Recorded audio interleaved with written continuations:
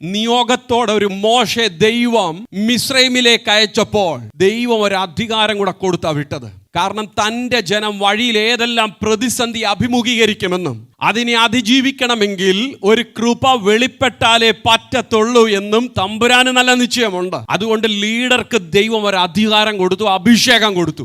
ലീഡറോട് ചേർന്ന് നിന്നവർ ചെങ്കടലിന്റെ അക്കരെ എത്തി. അവർ വാഗ്ദത്തത്തിലേക്ക് നടക്കുവാനിടയായി.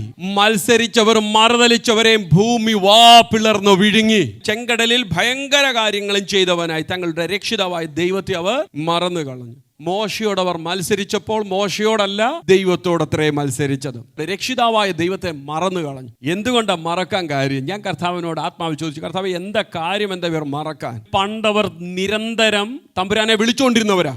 എന്നാൽ ഇന്ന് വിളിയൊക്കെ കുറഞ്ഞു. പണ്ട് ഫറവോന്റെ ഊഴിയ വിചാരകന്മാർ ഇവരെ ഉപദ്രവിക്കുമായിരുന്നു. ഇവർക്ക് ഉപദ്രവിക്കുന്നത് കൊണ്ട് ഇവർക്ക് നിലവിളി ഉണ്ടായിരുന്നു. അവിടുത്തെ കഷ്ടതയിൽ അവർ നിലവിളിച്ചു കൊണ്ടിരുന്നു. എന്നാൽ ഇന്ന് മരുഭൂമിയിൽ പകൽ മേഘസ്തംഭം, രാത്രി അഗ്നിത്തൂണിൽ ദൈവത്തിന്റെ ആ പ്രൊട്ടക്ഷനിൽ മുമ്പോട്ട് പോകുമ്പോൾ അവരുടെ നിലവിളിയൊക്കെ കുറഞ്ഞു. എല്ലാ ദിവസവും ശക്തന്മാരുടെ ഭോജനമായ മന്നയുണ്ട് ഭക്ഷിക്കാൻ. പിന്നെ ഒരല്പം പിറുവിറുത്താൽ എന്താ, തമ്പുരാൻ വേണ്ടുന്നതെല്ലാം കൊടുത്ത് നടക്കുക. ദൈവത്തിന്റെ കരുതൽ കൂടിയപ്പോൾ, സമൃദ്ധി കൂടിയപ്പോൾ അവർ പിറുവിറുക്കാൻ തുടങ്ങി. എൻ്റെ പ്രിയപ്പെട്ടവരെ, ദൈവം എത്ര ഉയർത്തിയാലും ദാനത്തെ അല്ല ദാതാവിനെ വലുതായി കാണണം. ആര് ദൈവകൃപയിൽ താണിട്ടുണ്ടോ, ദൈവസന്നിധിയിൽ താഴുവാൻ വിധേയപ്പെട്ടിട്ടുണ്ടോ, അവരെ എല്ലാം ദൈവം ഉയർത്തിയിട്ടുണ്ട്.